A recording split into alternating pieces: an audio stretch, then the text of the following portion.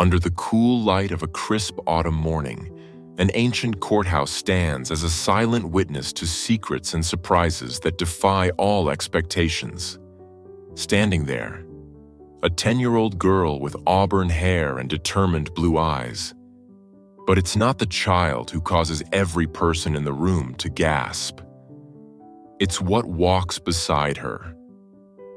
The animal, with its gleaming tawny coat and piercing amber eyes, strides by her side as if it were a cherished family member rather than a creature of the wild. Animals are not permitted in this courtroom, the judge declares. The judge, a seasoned pillar of the law, is caught between skepticism and wonder as he listens to the girl's impassioned plea. A plea rooted in loss, legacy, and the belief that sometimes nature chooses its own family. Sometimes the rules must be broken to serve a higher purpose. Join us on a journey into a world where the rules are rewritten, and where every heartbeat in that courtroom pulses with a mystery that is as profound as it is unexpected. Before we start, hit the like button and make sure to subscribe if you haven't, and hit that notification bell so that you won't miss any new stories. The Jefferson County Courthouse had seen its fair share of unusual cases throughout its 100-year history, but nothing quite like what unfolded on that crisp autumn morning. The ancient maple trees outside the stately brick building had begun to shed their crimson and gold leaves, and the morning sun filtered through the tall windows, casting long shadows across the polished wooden floors. Judge William Anderson, a man with 40 years of legal experience etched into the lines of his weathered face, peered over his wire-rimmed glasses at the day's docket. After 3 decades on the bench, he thought he'd seen it all: custody battles, property disputes, civil disagreements that had festered into bitter lawsuits. But case number 47-29B was unlike anything he'd encountered before. Walker v. State Wildlife Commission. Appeal for custody of wildlife. The courtroom buzzed with anticipation as the heavy oak doors swung open. The usual routine of the court was disrupted by a collective gasp that rippled through the room. Standing in the doorway was a small figure, a girl no more than 10 years old, her auburn hair pulled back in a neat ponytail, wearing a simple blue dress that matched her determined eyes. But it wasn't the child that caused the stir. It was what walked beside her. Padding silently at her side was a bobcat, its tawny coat gleaming under the fluorescent lights, tufted ears alert, and amber eyes surveying the room with quiet intelligence. The animal wasn't caged or leashed, but walked freely next to the child, as if it were the most natural thing in the world. Order. Order in the court. Judge Anderson's gavel came down with a sharp crack that echoed through the suddenly silent room. Security officers tensed, hands hovering near their weapons, uncertain how to respond to this unprecedented situation. "Young lady," the judge addressed the girl, his voice stern but not unkind. "I believe there's been some misunderstanding. Animals, especially wild ones, are not permitted in this courtroom." The girl stepped forward, her small shoulders squared with resolve. "Your Honor, my name is Sarah Walker. This is Max, and he's the reason I'm here today." Her voice was clear and unwavering, surprising in its maturity for someone so young. "I received the court summons. I understand I'm not supposed to have a lawyer, but I'm representing myself in this appeal." Judge Anderson's eyebrows rose in surprise. In his 4 decades of legal practice, he'd never encountered a child acting as her own counsel. "And where are your parents, Miss Walker?" A shadow passed over Sarah's face. "My mother passed away when I was 4, Your Honor. My father." Her voice caught slightly, but she composed herself with a deep breath. "My father died 3 months ago. My Aunt Clara is my guardian now, but she's waiting outside. She said this was my fight." The judge's expression softened slightly. "I see. And she allowed you to bring a wild animal into a public building." "Max isn't dangerous, Your Honor," Sarah replied, glancing down at the bobcat who sat perfectly still beside her, his intelligent eyes fixed on her face. He's family. From the prosecution table, a man in a crisp government suit rose to his feet. Richard Thompson, the regional director of the State Wildlife Commission, cleared his throat. Your Honor, if I may, this is precisely the issue at hand. That animal, he pointed accusingly at Max, causing several spectators to flinch as if expecting the bobcat to lunge, is a wild predator, not a pet or family member. It belongs in a wildlife sanctuary or its natural habitat, not in a residential home with a child. The bobcat's ears twitched at the man's sharp tone, but otherwise, it remained completely calm, surprising everyone in the courtroom. Its behavior was far from what anyone would expect from a wild animal in such an unfamiliar and tense environment. Mr. Thompson, Judge Anderson addressed the official. While I appreciate your concern, I'd like to hear what Miss Walker has to say. This is, after all, her appeal. He turned back to Sarah. Young lady, do you understand why the State Wildlife Commission wants to relocate your Max? Sarah nodded solemnly. Yes, Your Honor. They believe wild animals should remain wild, and that keeping Max is dangerous for both him and me. She took a small step forward. But they don't understand. Max isn't just any bobcat, and our situation isn't ordinary. Enlighten us, then, the judge said, settling back in his chair, genuine curiosity replacing his initial alarm. Sarah took a deep breath, her hand resting gently on Max's head, who leaned slightly into her touch. My father was Daniel Walker. He worked for the Wildlife Rescue and Rehabilitation Center in the Shenandoah Valley. He dedicated his life to saving animals, rehabilitating them, and releasing them back to the wild. Recognition flickered in Judge Anderson's eyes. The wildlife rescuer who died in the Jefferson Forest fire last summer. Sarah nodded, her blue eyes growing misty. 3 months ago, there was a wildfire that spread through the eastern ridge. Dad got a call that several animals were trapped. He went in even though the fire was getting worse. Her voice grew quieter.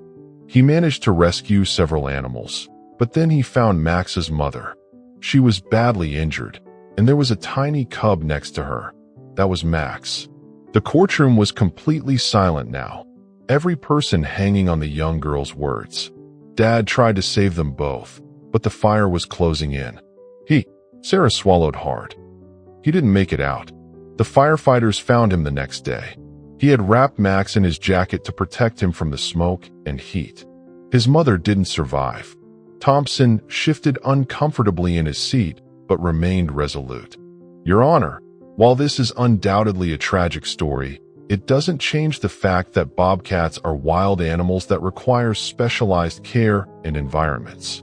They can be unpredictable and dangerous, especially as they mature. Sarah's eyes flashed with determination. Max was only 3 weeks old when Dad found him. I've bottle-fed him, watched him grow, taught him how to be gentle. He's never shown any aggression toward people. She looked down at the bobcat with unmistakable affection. Dad was teaching me everything about wildlife rescue. He always said that sometimes, in very special cases, animals choose to stay with us. The judge considered her words carefully. Miss Walker, while your story is touching, the law is clear about ownership of native wildlife. What makes you believe an exception should be made in this case? Sarah straightened up. Because Max isn't a pet, Your Honor. He's free to come and go as he pleases. We have 10 acres of land that borders the national forest. He has a cat door to the outdoors, and he often goes into the woods to explore. But he always comes back. She reached into a small backpack she carried and pulled out a binder.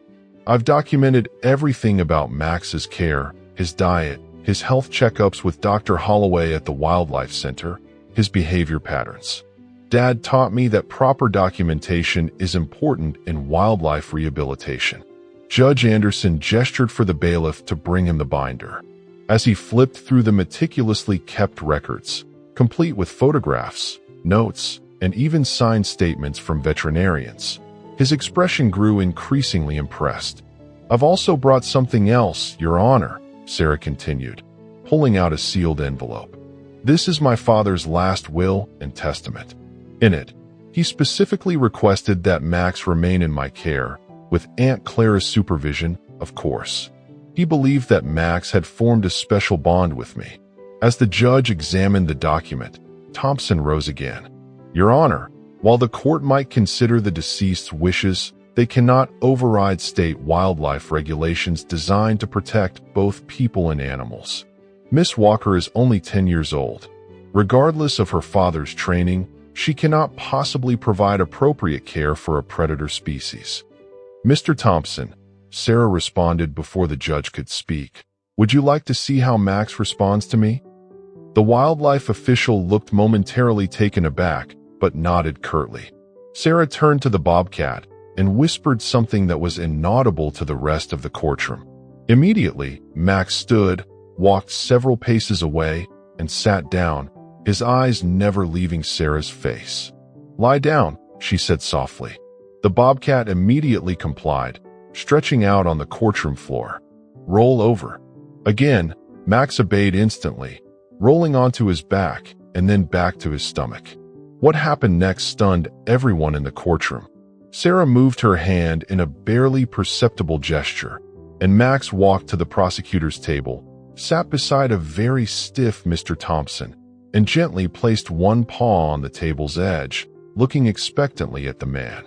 He wants to shake your hand, Sarah explained with the hint of a smile. Dad taught him that's how we greet new friends.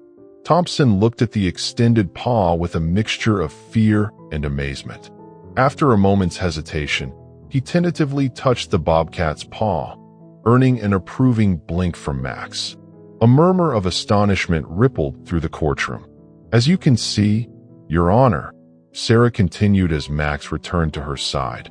Max understands commands and is well socialized. He's not a danger to anyone. Judge Anderson was about to respond when a commotion erupted outside the courtroom. The doors burst open, and a police officer rushed in, his face flushed with urgency. Your Honor, I apologize for the interruption, but there's a situation in the parking garage. A wild animal has been spotted, possibly injured and definitely agitated. Animal control has been called, but they're saying it will take at least 30 minutes for them to arrive. Panic began to spread through the courtroom. What kind of animal? Judge Anderson demanded. A mountain lion, sir. It appears to be wounded and frightened. We've evacuated the area, but it's cornered in the lower level. It's showing signs of aggression toward anyone who approaches. Before anyone could react further, Max suddenly became alert, his ears perked forward, nose testing the air.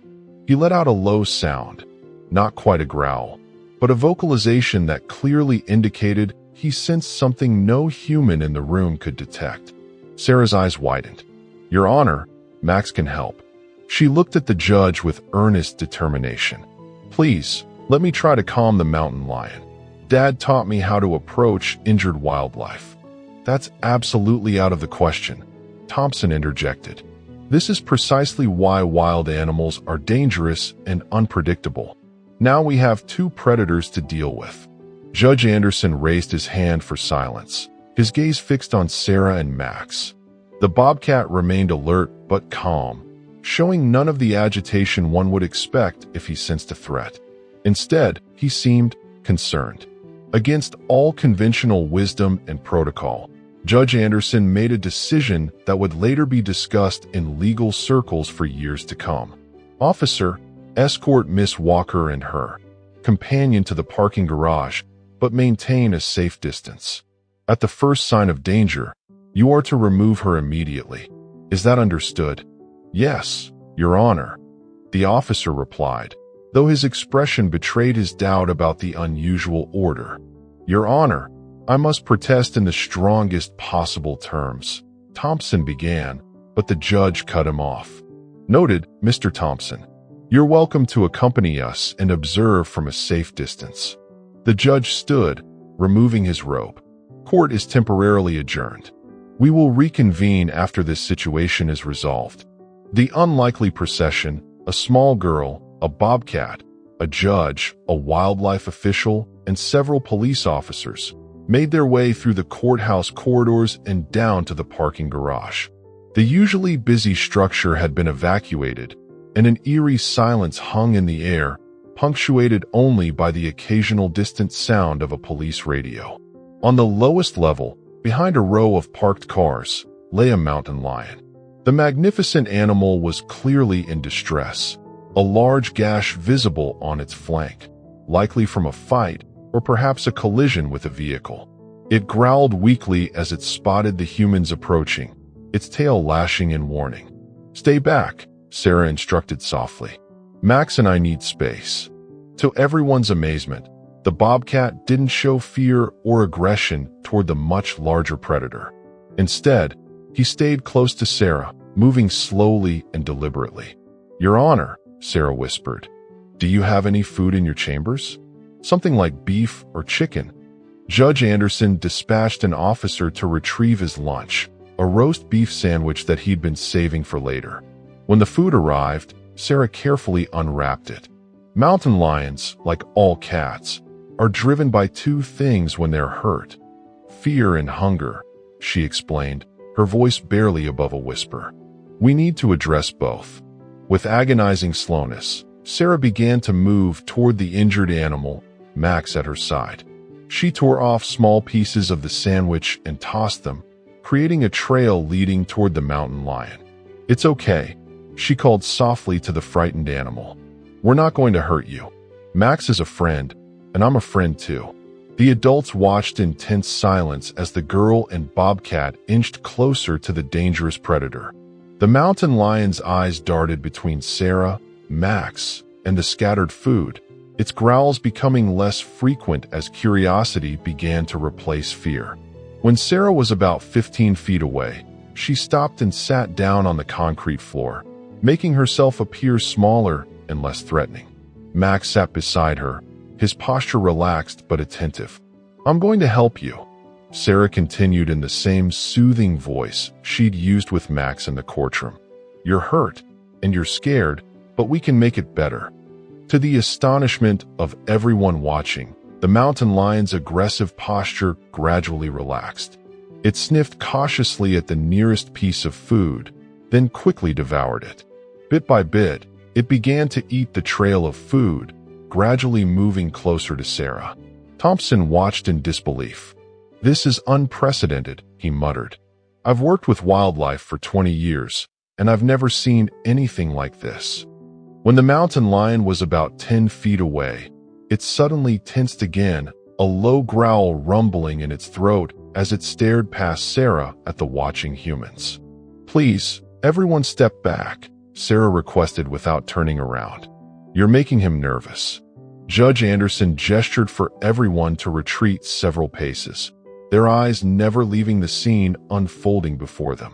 With the humans at a more comfortable distance, the mountain lion cautiously continued its approach until it had eaten the last piece of food, just 5 feet from Sarah. Then it stopped, its eyes, a deep golden amber, fixed warily on the girl and her bobcat companion. What happened next left even the most skeptical observers speechless. Max slowly rose and took 2 careful steps toward the mountain lion. The larger cat's ears flattened momentarily, but there was no aggression in its posture, only caution and curiosity. Max made a soft chirping sound, a vocalization that seemed to communicate directly with the injured predator. "He's telling him we want to help," Sarah explained, her voice barely audible. She reached slowly into her backpack and removed a small first aid kit. "Dad always said that animals can sense our intentions. If we're calm and we mean no harm, they can feel it." Over the next 20 minutes, with infinite patience and remarkable courage, Sarah talked soothingly to the mountain lion as she inched closer. Max remained a constant, calming presence, occasionally making those same chirping sounds whenever the larger cat showed signs of anxiety. Eventually, Sarah was close enough to examine the wound. "It's deep, but clean," she announced to the watching adults. "I think he was in a territorial fight with another mountain lion. He needs antibiotics and proper care, but I can clean and bandage it temporarily." With steady hands that belied her age, Sarah cleaned the wound with antiseptic wipes from her kit, applied antibiotic ointment, and managed to place a large bandage over the gash. Throughout the procedure, the mountain lion remained surprisingly calm, flinching occasionally but never showing aggression. "I think he understands we're helping him," Judge Anderson murmured, his voice filled with wonder. When she had finished, Sarah slowly backed away. "He needs proper medical attention. Can someone call Dr. Holloway at the Wildlife Center? He'll know what to do." Within the hour, Dr. James Holloway arrived with a transport cage and tranquilizer equipment, expecting to face a dangerous situation. What he found instead was a mountain lion lying relatively calmly next to a young girl and a bobcat. "Sarah Walker," the veterinarian said, shaking his head in amazement. "Your father would be incredibly proud of you today." With Sarah's help, they were able to sedate the mountain lion with minimal stress and load it safely for transport to the Wildlife Rehabilitation Center. To everyone's surprise, the mountain lion seemed distressed when separated from Max. "He's bonded with Max," Sarah explained. "Can Max come too? Just for a little while. I think it will help the mountain lion stay calm during recovery." Dr. Holloway looked to Judge Anderson, who was still technically presiding over the custody case for Max. The judge turned to Thompson, whose rigid opposition had visibly softened after witnessing the extraordinary events of the day. "Mr. Thompson, would you consider allowing a temporary delay in your petition while Max assists at the rehabilitation center? It seems we have an unusual situation that may benefit from an unusual solution." Thompson nodded slowly. "I've never seen anything like what I witnessed today. Perhaps there are exceptions to every rule." He looked at Sarah with newfound respect. "Your father taught you well, Miss Walker." At the Wildlife Rehabilitation Center, the mountain lion, now named Liberty by the staff, made a remarkable recovery with Max often lying near his enclosure, providing a strange but effective comfort to the larger cat. Dr. Holloway documented the unusual bond between the two wild felines, noting that Liberty's stress levels were measurably lower when Max was present. "In 30 years of veterinary practice, I've never seen two different wild species bond this way," Dr. Holloway told Judge Anderson when he visited the center a week later. "It defies everything we think we know about wild animal behavior." Over the following weeks, Liberty's strength returned, and the time came for him to be released back into the wild. A suitable location was chosen in a protected wilderness area far from human habitation, but with abundant prey and water sources. On the day of Liberty's release, Sarah stood with Max, Aunt Clara, Judge Anderson, and even Mr. Thompson at the edge of a beautiful meadow ringed by ancient forest. Dr. Holloway opened the transport cage, and Liberty cautiously emerged, testing the air of freedom. The magnificent cat took several steps into the meadow, then turned to look back at the gathered humans and at Max. For a long moment, predator and humans regarded each other in silence. Then Liberty threw back his head and let out a powerful roar that echoed through the trees. Not a sound of threat, but almost like a farewell. Tears streamed down Sarah's face as she watched Liberty bound away into the forest, his powerful form soon disappearing among the trees. "Goodbye," she whispered. "Be free and be safe." As they prepared to leave, Judge Anderson placed a gentle hand on Sarah's shoulder. "Your final hearing is scheduled for next week, but I think today has given us all something to think about regarding Max's future." Sarah looked up at him, hope shining through her tears. "Max helped save Liberty. Dad always said that sometimes animals and humans are meant to help each other. That's not interfering with nature, it's being part of it." Thompson, who had remained thoughtfully silent, finally spoke. "Miss Walker, I entered this case believing there were no exceptions to wildlife regulations. Today, I'm not so sure."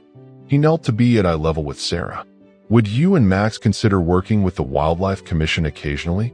We could use someone with your unusual talents."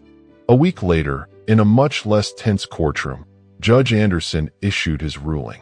In the matter of Walker versus the State Wildlife Commission, regarding custody of the bobcat known as Max, this court finds that exceptional circumstances warrant an exceptional ruling. He looked directly at Sarah. The bond between Miss Walker and Max is clearly unique, as is Miss Walker's demonstrated ability to care for and understand wildlife. He shuffled his papers and continued.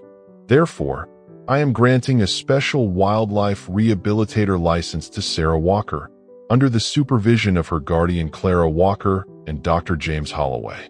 This license allows Max to remain in her care while also establishing a legal framework for her remarkable gifts to benefit wildlife conservation.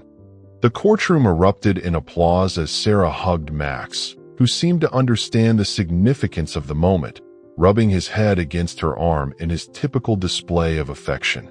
In the months that followed, Sarah and Max became minor celebrities in wildlife conservation circles.